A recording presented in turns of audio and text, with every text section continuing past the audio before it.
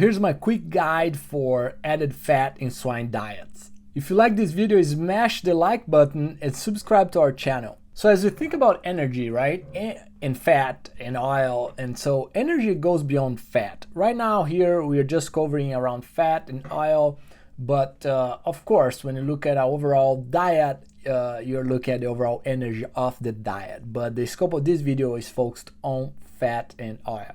One thing that is interesting is that a lactation diet, right? We want the female to eat as much energy per day, as much feed as possible, right?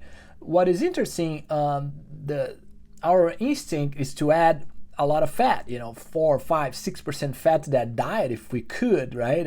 Again, it goes back to economics, but the point is when you go, assuming a corn soy diet, when you go above 3% added fat in that diet, there are studies showing that the total daily energy intake goes down because the sow reduces the intake because of that added energy, and to a degree that makes that total daily energy intake going down above 3% added fat. So the point is, just be careful. Don't go all out thinking that 4, 5, 6% added fat makes sense. Next is the fat or oil source, right? Dr. David Rosero has done some interesting studies in the area of essential fatty acids, and what he found is that you want to have a minimum of about 100 grams a day of linoleic acid, and that's for over 90% of the sows, right? So very interesting. You need to be careful if you're going to feed tallow or choice white grease to that lactating sow. Just keep an eye on that linoleic acid.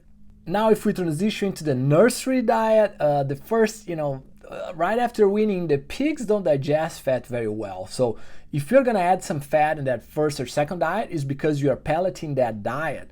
That's more to help the feed mill lubricating that diet that's gonna pellet the feed in order to have be able to really pellet those diets. Next, we have the fat price to corn price ratio. Very important ratio. That goes back to economics, and basically if the fat price to corn price ratio is below 3.5, that means you probably should be adding some fat on that finishing diet.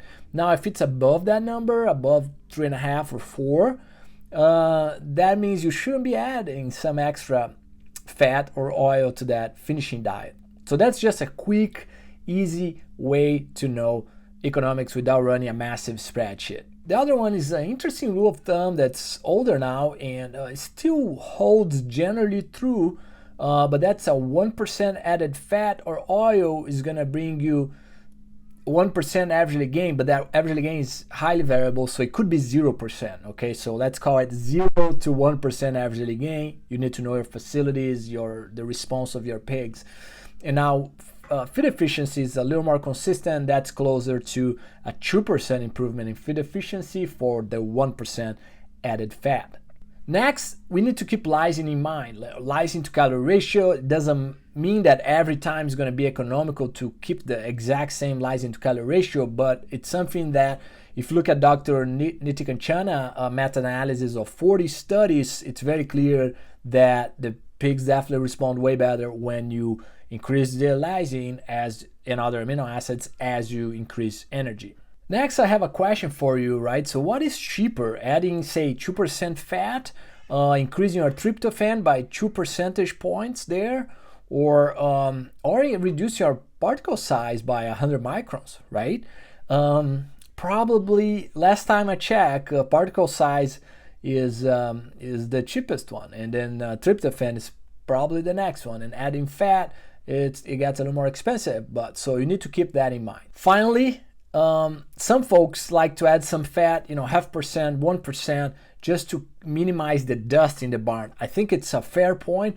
I recommend you to figure out, how much are you paying to minimize that dust in the barn, and figure out if you are willing to do that or not. Okay?